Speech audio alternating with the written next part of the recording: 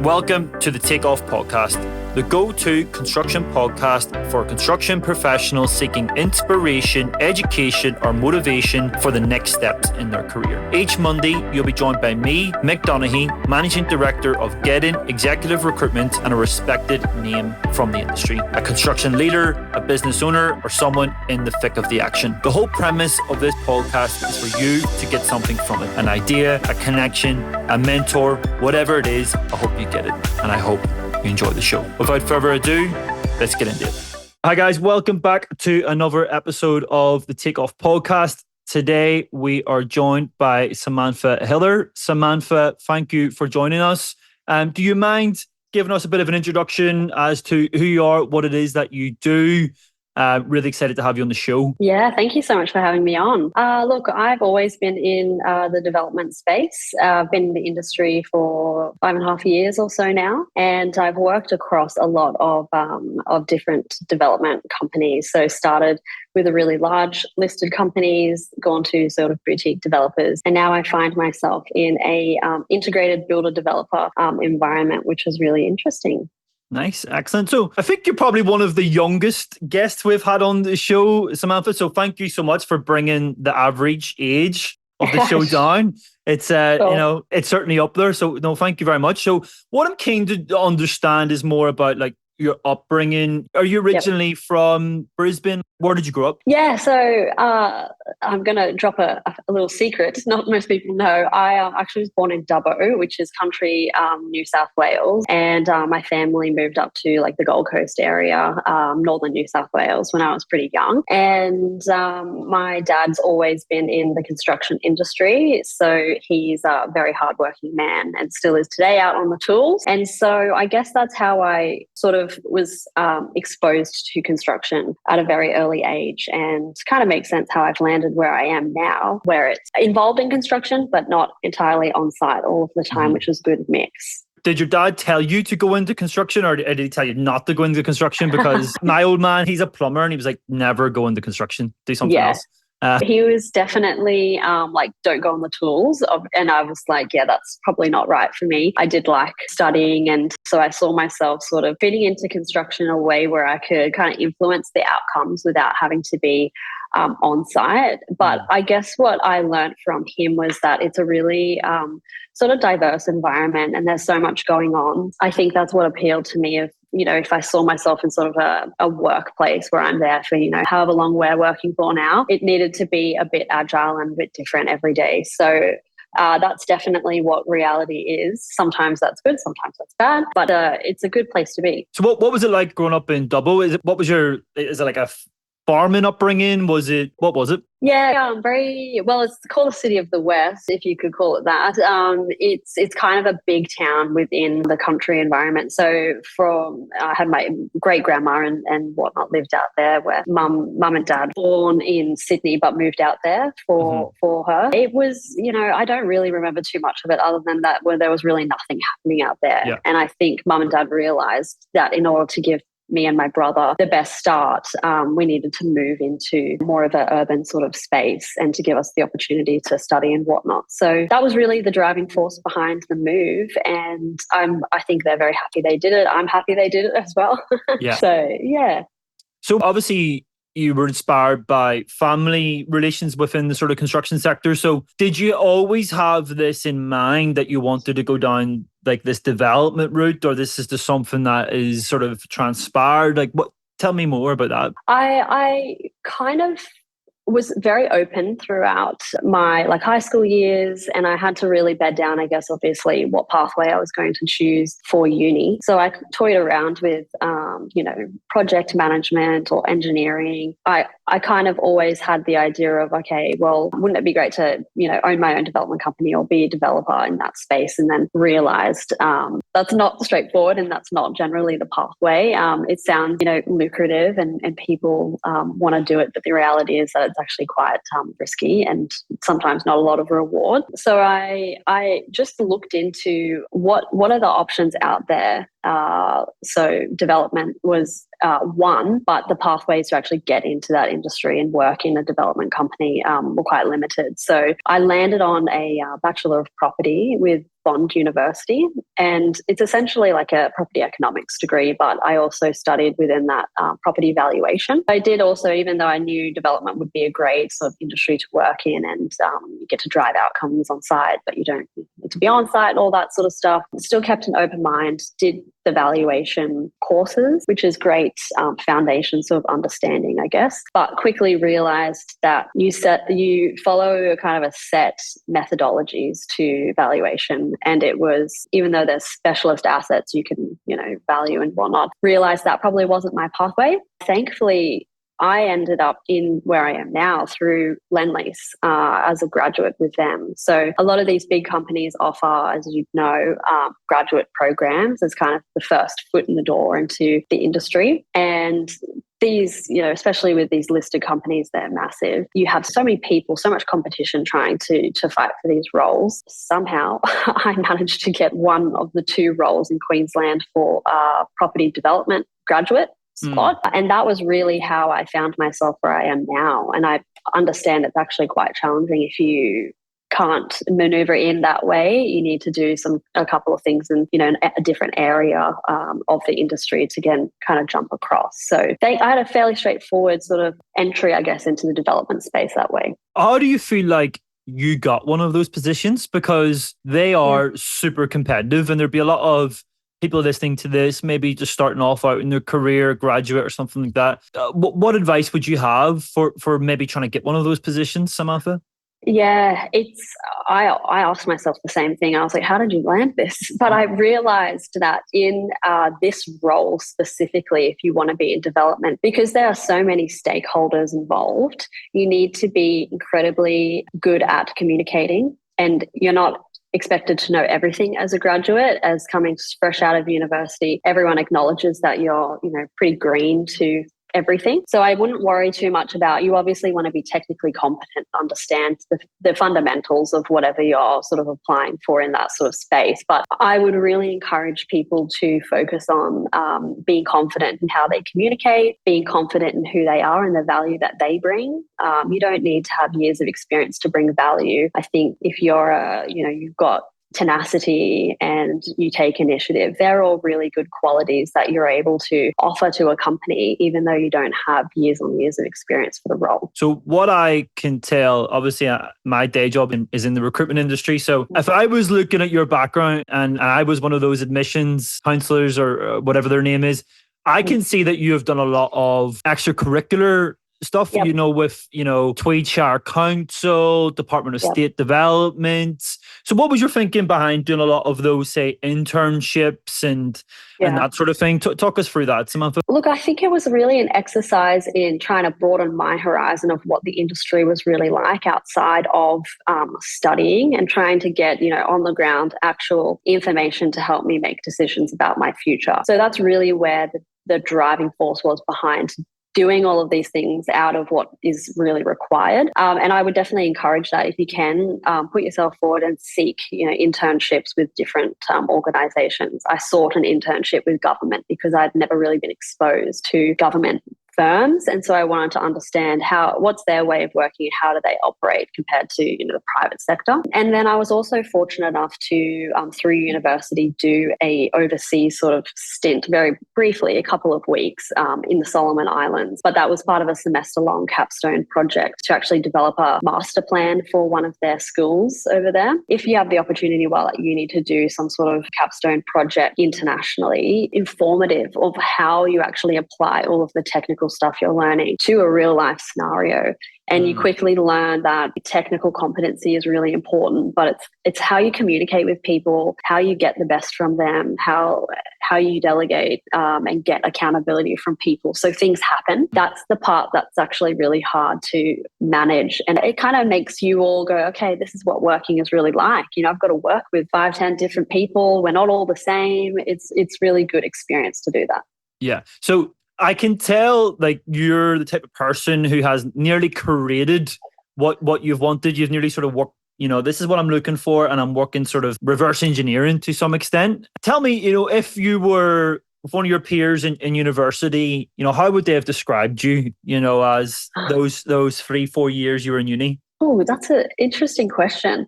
Probably pretty fun, despite, taking uni very seriously, because I really did.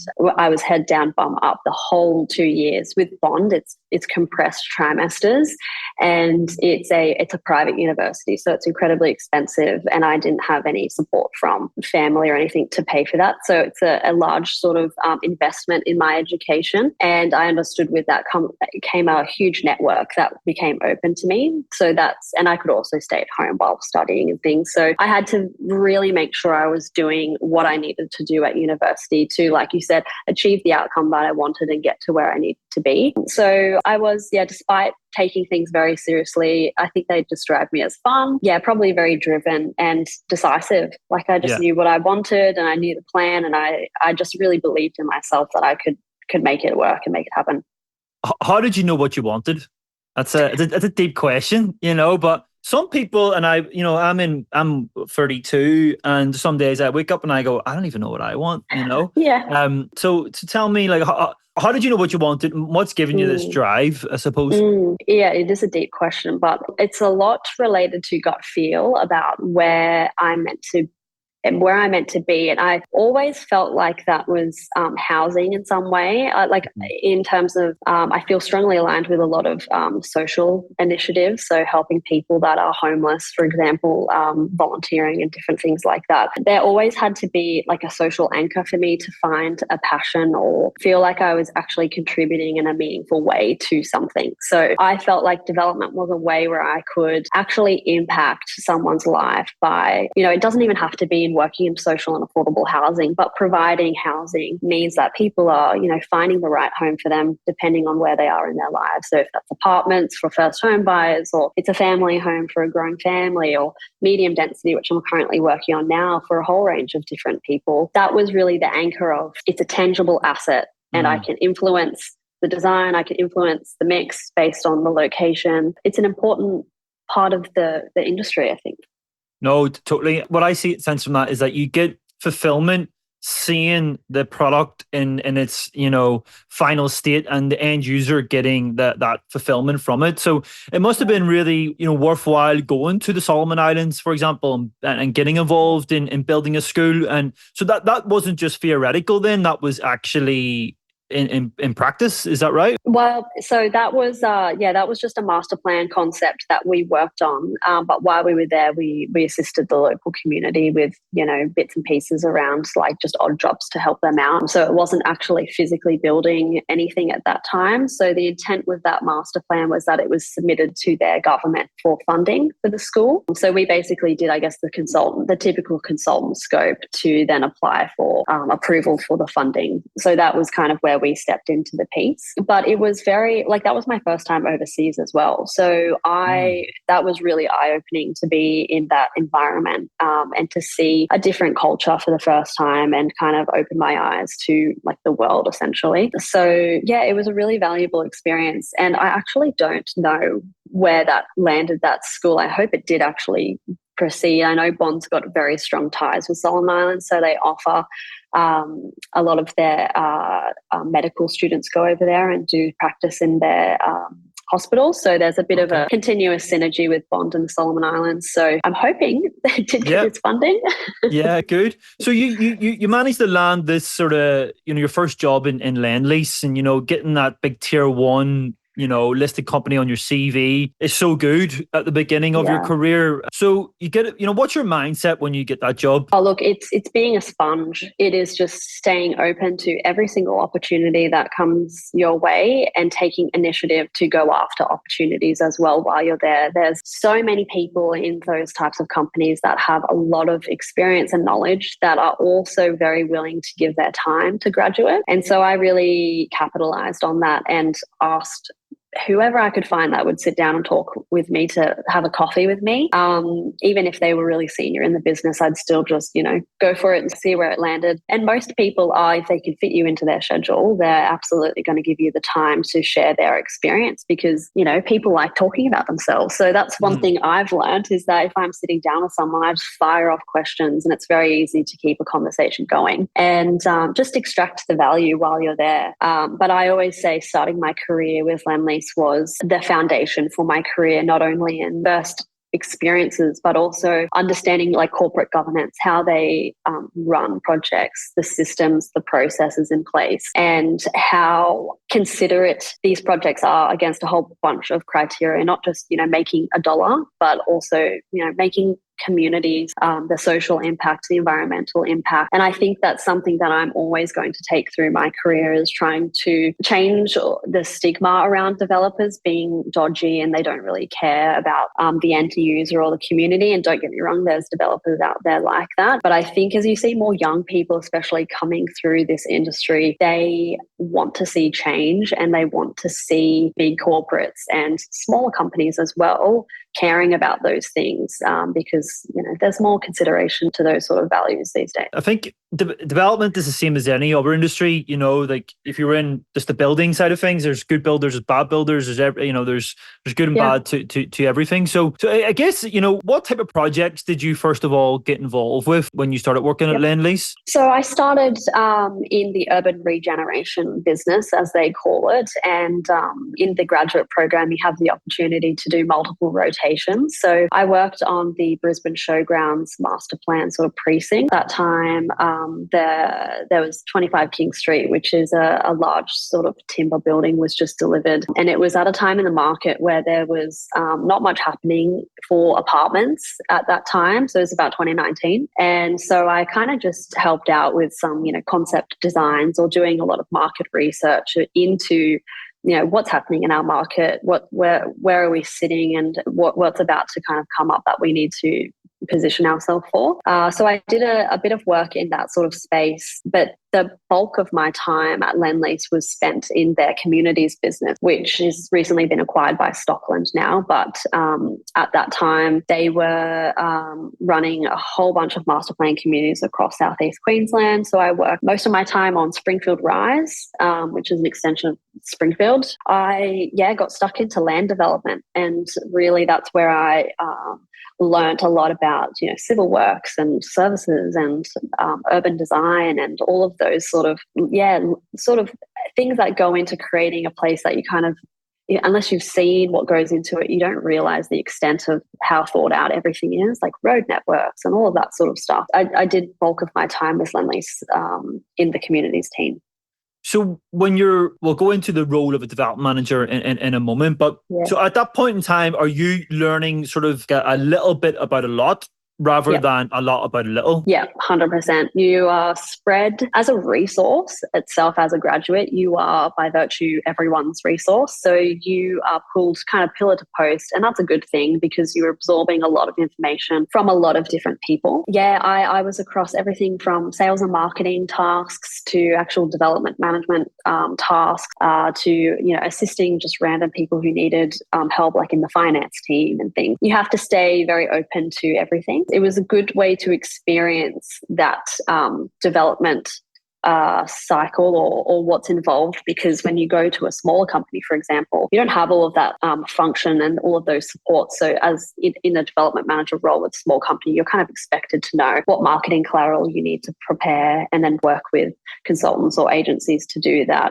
And you need to know how to, build a feasibility and track it. You don't have a commercial team behind you to do that. It was a good way to understand the lay of the land before then taking that expertise and going into a smaller company. One of the things I noticed as well is that alongside that, you were also co-chair of the Queensland Ausgrad, your committee member of Queensland Next Gen. So I'm seeing a pattern here, Samantha, of of you doing quite a lot around what you're doing from a professional point of view. So, what's your thinking? I mean, are you thinking, right, I am going to fast track through my career here, get the biggest network that I can? I want to learn as much as possible. What are you at this time thinking? It is mostly that.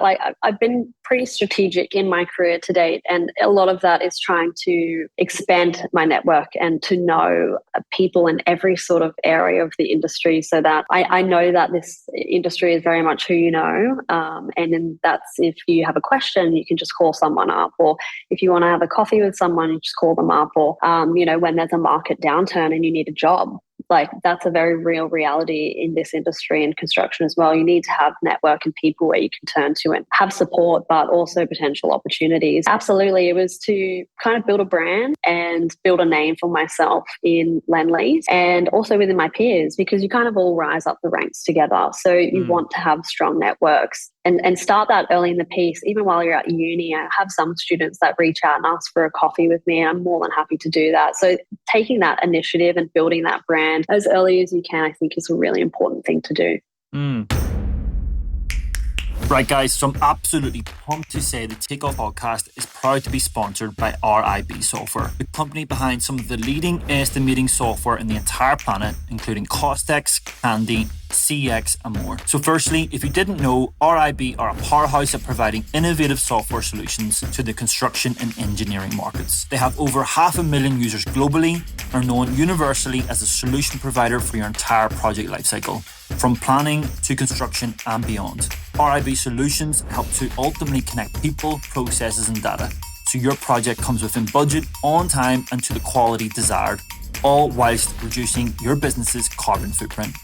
All this stuff matters, and RIB has the solutions. So if you're interested in finding out more, get on over to rib-software.com, reach out to your local team and quote Takeoff Podcast. For every listener who buys a subscription of RIB Costex, they will provide one free online training course. Okay, guys, back to the episode. And so did you found any of these these initiatives, or were they already set up within Lendlease? They were already set up. So Lendlease does a really good job of giving a platform for young professionals in their business to kind of get them together, allocate a budget for some events, and encouraging partnerships with external industry bodies as well. Mm-hmm. That was how they operated, which was fabulous. And then from that experience, I sit on a membership committee now with the Urban Development Institute of Australia, their Queensland team. And so all of those networks and all of those people, now potential opportunities for partnerships in that area as well. So it's kind of a long-term play, I guess, to get involved early on these committees if you have an ultimate ambition to sit on industry committees or eventually boards. Like, that would be the dream, right? You sit on a couple of boards and you don't have to do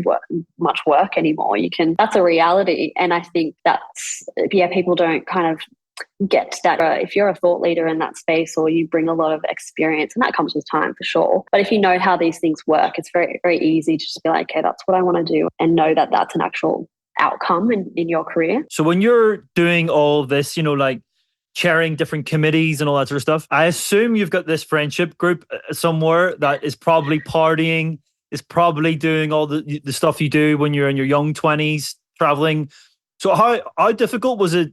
I mean, I'm not saying I don't know. I mean, you could have been into all of that as well, but you seem pretty driven. So talk to me, how hard was it maybe to stay away from that sort of stuff and do all the stuff you do as a young person? Not hard. Thankfully, I had, and he's now my fiance, a really, really equally driven partner through these years. So we met in uni and then started graduate programs at the same time on the same day. So we kind of held each other account, I guess, for where we want to be in our careers, how we're going to get there. He's in the construction industry as well. So it was a really good synergy, I guess, of understanding, what he's doing and then what I'm doing. So we'd go to a lot of events together and things. So it was actually surprisingly not that hard to kind of, give into the background noise watch. But in saying that, I still, have a very strong friendship group, and, we go out for dinner and drinks and things. I don't know. I didn't really buy into a whole lot of the party culture. So that helped. Yeah, it's good. It's like, you see different people in different stages of their life go through, sometimes you see people really become awakened, if you want to say, towards the end of their 20s, and they really excel. No, it's really cool to see, the strategy that you have implemented. So talk to me about the development manager role. We've sort of touched on it briefly. So how would you describe a development manager? Look, I describe a development manager as someone who knows a little bit about a lot. So jack of all trades, master of none is kind of how I would describe it, because the role is so varied, and it's also varied depending on the project and depending on the company that you're with. So like I said, in a large listed company, your development management scope is a bit different to if you were at like a Fatini where I am now, where you're kind of across everything. So the development management role is all of the pre-construction activities. So literally finding a site, acquiring it, doing all the due diligence, the feasibilities, then all the way into design. So what's your project brief? What's it look like? Who's your consultant team? Getting the concept prepared to then submit for a development approval, and then detailed design, and then construction and post-construction. So you stay across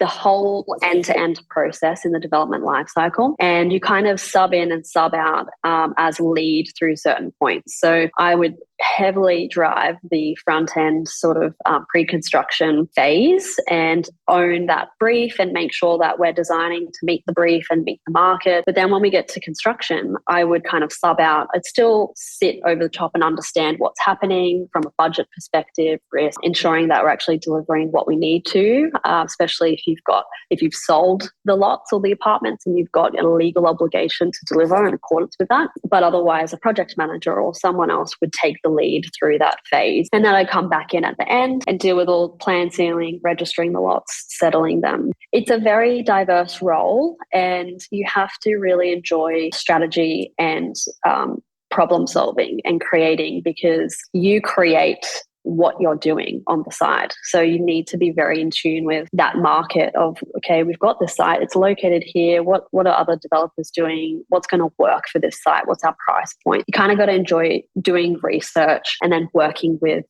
consultants to create the outcome based on that research. It's kind of like the developer is kind of like the painter. They've got not the painter. They're more like the visionary, behind the painting, where you have the contractors or maybe actually doing the technical work. Yeah. But you've got this concept, and you're basically going out to the market and bringing everyone together to create this vision. Is that sort of what?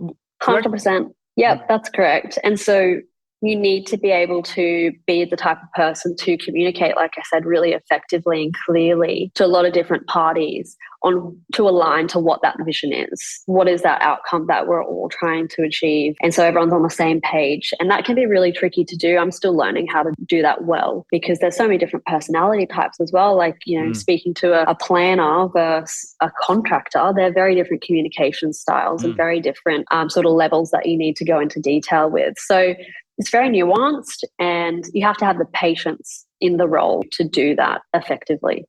So how do you communicate if you don't know what the technical, content? Yeah, and that happens frequently because I don't have a site background, like I mentioned. So I need to know a little bit about a lot. I rely heavily on consultant teams and consultants that I trust to give me the correct advice. Thankfully, in the business that I'm in now with an integrated build team, you are all on the same page and all aligned. You're not really fighting over a job or to, margins and things. That's obviously still really important, but you can bring that expertise in up front through the design process to get the buildability insights, get the technical things kind of nutted out, and then it's smooth sailing from that point. I always say I don't need to know the answer, but you just need to know what the right questions are to get that answer, and framing them in a way that that person's going to interpret it and give you what you want. And it's just asking a lot of leading questions and a lot of why are we doing it that way? Like, is there another way we could do it? A lot of just problem solving and kind of asking questions. And so what do you find the most effective way of communicating? Is it over the phone? Is it face-to-face? Is it email? I'm a big face-to-face fan because I think there's nothing like, sitting over a plan and actually pointing to what are we doing here, or what is this outcome, or what does this look like? Having everyone in the room, I feel like, is definitely the most effective way to get things solved and get things done. But also in saying that, if it's a really complex technical matter, I will generally draft like a huge email first and then kind of get it straight in my mind of what's the problem, what is the questions I need to ask, what's the answer that I need, kind of refine it. Once I've kind of got the issue really clear in my head, then I might send that email off to the person, say I'm going to give them a call in 15 minutes so they can kind of interpret what I'm saying, and then give them a call to discuss it. And we're both referencing plans, or we're both referencing the content in the email. And then that generally makes the problem, if it's complex, quite simple. And then we can just get down to, okay, what do we need an answer on? What do we need to do to then move forward? It's quite interesting. I find that, whether it's development, whether it's construction, communication is nearly the most important thing, with everything that we do. And you seem like a pretty good communicator. So how is this all sort of come about? Did you do, it was Toastmasters, have you done any of that sort of thing to get yourself sharpened up in that side? Yeah, it was a lot of putting myself in a situation where I wasn't comfortable. So early on I went back to Bond Uni and did like a panel sort of thing. So that was my first really big format, I guess, opportunity to speak publicly. And it was very nerve-wracking. And I think it's like a muscle that you've just got to build. That's along with, the involvement in committees and extracurricular things, was learning how to speak at a table with a bunch of people and be confident doing that. And it doesn't come overnight. Like, it depends on the environment too and the context of the conversation. But I think always just being confident in what you've got to say is really important, because that confidence permeates to other people and they go, okay, she knows what she's talking about. He knows what he's talking about. Like, I trust them. And that's, if you can't communicate clearly and effectively, then you can't instill trust, I think, in people, and then things can get a bit tricky. Well, I'm in recruitment, so we're all about it's all about communication. So with my wife, sometimes I'll joke around with her and I'll say things extremely confidently that I have no idea. So she's like, "Are you sure?" I'm like, 100%. No. Yeah. I'm 100%. And she's like, "Really?" I'm like, "Yeah." No, so I mean, in terms of the market right now, where are you seeing things at the moment, Samantha? Look, from a developer's perspective, it's incredibly challenging for everyone, and we acknowledge that. I had a committee meeting this morning actually with UDIA, and that has a bunch of people in the room, from big tier ones to small developers to builders. Everyone shares the same sentiment that things are tough. And I think there's now recognition of how do we work together and bring development and build together to sort of collaborate on the way forward to actually get projects on the ground and delivered. But within that, there's so many layers to that problem. There's subcontractor availability. There's all these infrastructure projects going at the moment. Resi is a really interesting part of the market where, for a builder, it's quite onerous from a defects perspective. So if you can do some government work or infrastructure projects that don't have all of that sort of mess on the back end, why wouldn't you? So it's actually really challenging to get builders interested in residential projects at the moment. And then to also make anything work is a bit challenging from cost escalation perspective. And just the general market at the moment is very strange. So people want to buy, and there's no, it's the equation of the demand is outweighing the supply that we can bring to the market. So sales are generally pretty good, but it's actually getting all of those complex problems into a way that actually facilitates delivery. And it's a huge unknown, especially with the Olympics and all these huge projects coming up. The number of contractors in the market, I just don't know how we're going to fill that sort of void in bringing housing on the ground. Yeah. It is interesting. It's kind of the quandary everyone's having at the moment, isn't it? It seems to be there's all this demand, all this work, but at the same time we're hearing of builders going bust every week, and it's just very weird, as you said. It's very, it's hard to put your finger on what's going to happen next. So just from my understanding, within the development space, are you looking to sell all your products before you even build? That's typically been the approach. Usually from a financing perspective, the big banks will require that you pre-sell a lot of your product before that they will fund. But there's a shift, I think, of late where the value of that product, once it's complete, is actually worth so much more than when it's sold off the plan. So I think that we'll see a bit of a change to trying to pre-sell to the extent where you can get funding, and then withholding some of that stock from the market until it's complete, and then capitalize on, having it ready to go. People will pay a premium for that. It's a bit of a interesting shift in strategy that some developers are taking at the moment. And so what do you think about, all the builders, pointing the finger at the developer saying, you're the reason why we're, going into administration and, going bankrupt and all that sort of stuff? It's so nuanced, I think, to the particular project and how that relationship has gone. I think, I'd like to hope if, I was in that position as a developer, I would be very understanding of the builder in that moment. That's incredibly stressful. A lot's on the line and you're losing it all, essentially. So I empathize with all of the contractors in that position.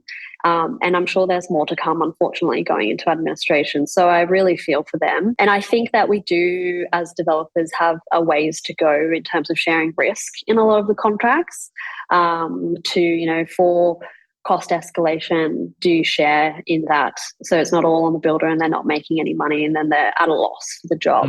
How can we kind of work together to get an outcome that everyone's satisfied with, and it's still got to make sense from a developer and builder perspective. So we just got to be creative about how we work together and build the relationship. And I think that's what's carrying through a lot of developers now who are actually able to deliver projects, is, if you don't have an in-house builder, is your existing relationship with contractors.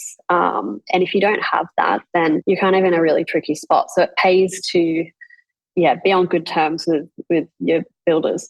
Yeah, no, I agree. So in the business and in the sort of role that you're in at the moment, you mentioned at the beginning it's a sort of builder developer. Is that right? Yeah, correct. Yes. So Fatini was created in the Redlands region about 50 years ago and is primarily a build business, but has a development arm that has to date done master plan communities and land projects. So we build on all of our land so we can really ensure a quality outcome. And from a reputational point of view, that's really important. But we recognize that there's a lack of housing choice and diversity, I guess, in the market. So kind of understanding how can we pivot a bit so we can do more on our land, and that is density, so terraces, townhouses, just different housing choice to kind of meet that need. Well, it's always something that I sort of find quite interesting, because where I'm from, Ireland, we would have houses where there would be like 200 houses in one street, and they'd be tiny, and we call them 2 up, 2 down. So you'd have two rooms downstairs, 2 rooms upstairs. So it's I think to accommodate the demand, there has to be effective solutions. Not saying that is the right one, but certainly evolution of that. 100%. And as part of that, I think it's developers' obligation to take the community on that journey as well. Of, if you're a quality developer builder, you'll have no problem doing that, because you'd be happy to put yourself out there and be face to face with the community and say, hey, this is what we're thinking in order to meet the demand, and offer people who, for example, a downsizer who's got a huge house, 4 or 5 bedroom house, they don't want that upkeep anymore. They want, a nice terrace where they can just arc up, still have their, spare bedrooms or whatever they need, but don't have the area to maintain anymore. And people, I think, are slowly understanding that quality density is a good outcome. But it's been done really poorly before. So I completely understand why people would be like, no, I don't want that in my neighborhood. Like that's a terrible outcome. So we've got a ways to go of proving to the community that we can do it well. But also in saying that, from a government perspective, local councils and whatnot are also not on the journey in terms of understanding density. And so that's a huge prohibitor to getting these projects going, because the council kind of don't want to make a call on all of these projects. So it's an interesting spot to be in. But other states and Sydney and Melbourne, all that, they've got a good, their housing mix is really well established. So we just need to take notes from how they've done it to apply to Brisbane and to really meet the demand of the amount of people coming to this state over the next couple of years. What's the future look like for Samantha then? What's the big plan? Look, I don't know. I'm really interested in seeing medium density become a normal in the industry, and doing it well and setting sort of a benchmark. So I'm keen to see that become a reality. There's definitely challenges at the moment with making it happen. So really keen to see it work, and just continue learning in the industry. It's really important. I'm really enjoying seeing more of the build side of things, how it actually comes together from a technical point of view.